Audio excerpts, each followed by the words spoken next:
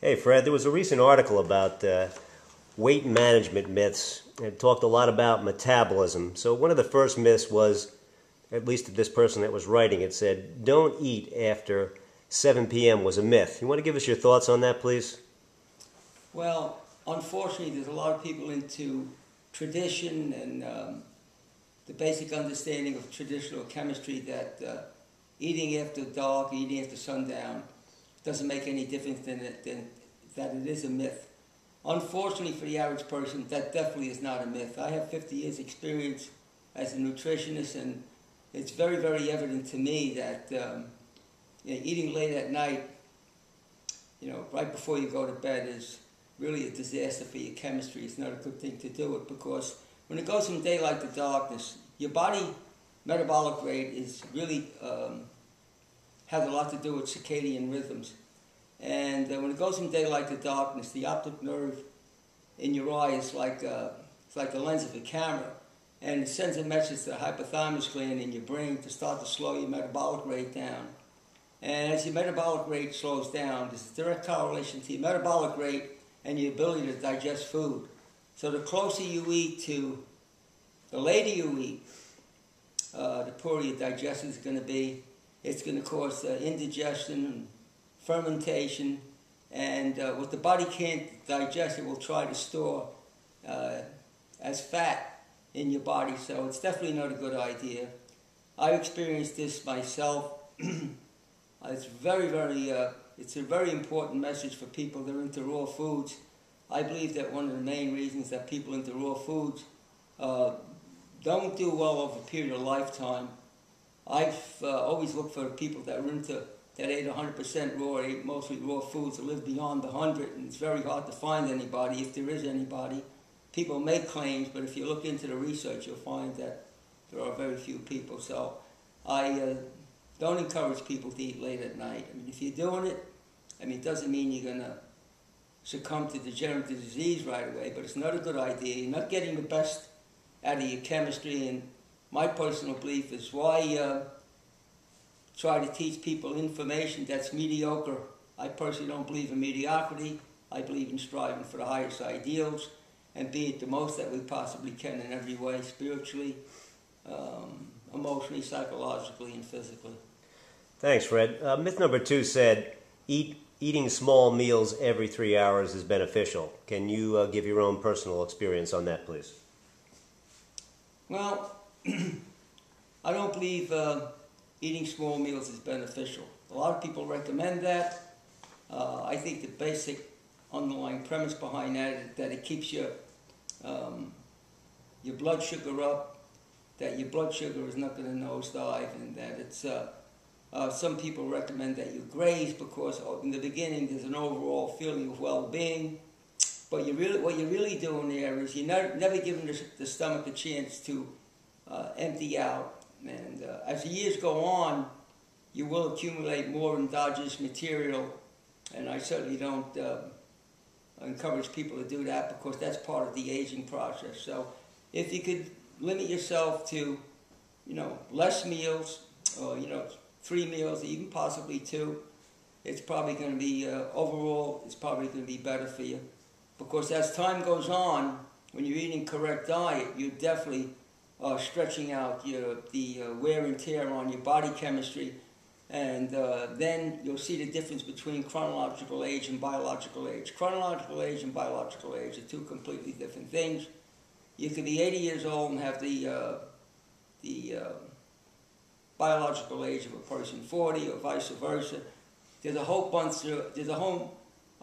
series of chemical changes that take place. There's many, many different variables in each individual, but we have the information now to really accomplish great things without being too radical. You don't have to go to the most radical concepts to extend your age and to not necessarily go into caloric restriction. When you're eating a real good diet, you're already into caloric restriction and nutrient density, so I have to disagree with that.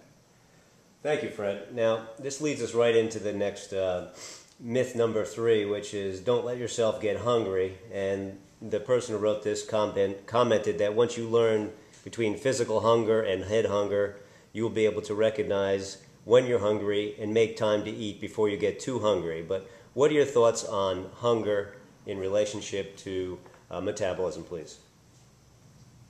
Not too many people really know what real hunger is, based on my understanding. If most people in our society, because of the chemical effect of the standard American diet, they're medicating themselves with food.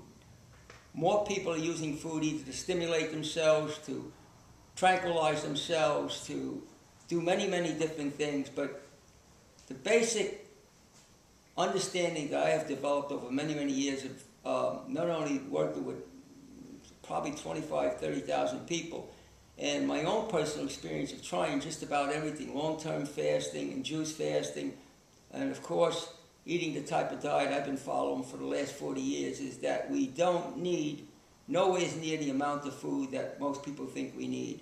So if you're eating 6 small meals a day, it might not seem like it. What most people consider to be a small meal, in a lot of cases, is really a full meal.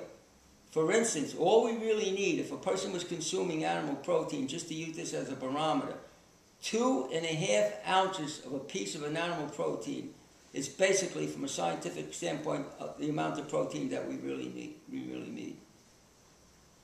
Great, thanks, Fred. Myth number 4 was follow your diet 6 days a week and then have a cheat day. Now, obviously, you might be in agreement with this. This person says is absurd, and it doesn't make sense to try to be perfect, and then Sunday you just forget about the whole mess. So, what's your thoughts on that? I agree with that. I don't know if it's a myth. I believe it's a biochemical fact myself. I don't think it's mythological at all. I think that if somebody's been eating a real good diet, been eating a diet of not eating any processed food, and they do it over a period of time, I think with everything that you leave out, starting from the point of not eating processed food, there's a direct correlation to a very specific change in your chemistry. So if you're eating real well, and you've been doing it over any length of time, I'm talking about a year or two, it doesn't make any sense to cheat 1 day a week, because I think you're going to feel pretty miserable. Anybody's ever, I think, so many people have experienced this that are into good diet, and then they come outside their parameters and eat something that's has not been within their parameters. When they eat it, there's definitely some kind of a feeling that's they know it's not normal for what they've been doing. So I recommend that you go on an eating program that you could live with. And you can evolve to a better type of a diet as time goes on. But you have to create parameters so there's a clear definition by your parameters the way you're going to have to make this a lifestyle. Diets don't work. I'm talking about lifestyles. The most dramatic things I have ever seen were in lifestyle changes, when people factor all the circumstances that they have control into their lifestyle. That's when I see the most dramatic, remarkable, miraculous recoveries that I have seen take place. Thanks, Fred, for making comments on that article. And if you want to know more about Fred, please go to www.fredbisciforhealth.com and check out our blog and give us your comments. Thank you.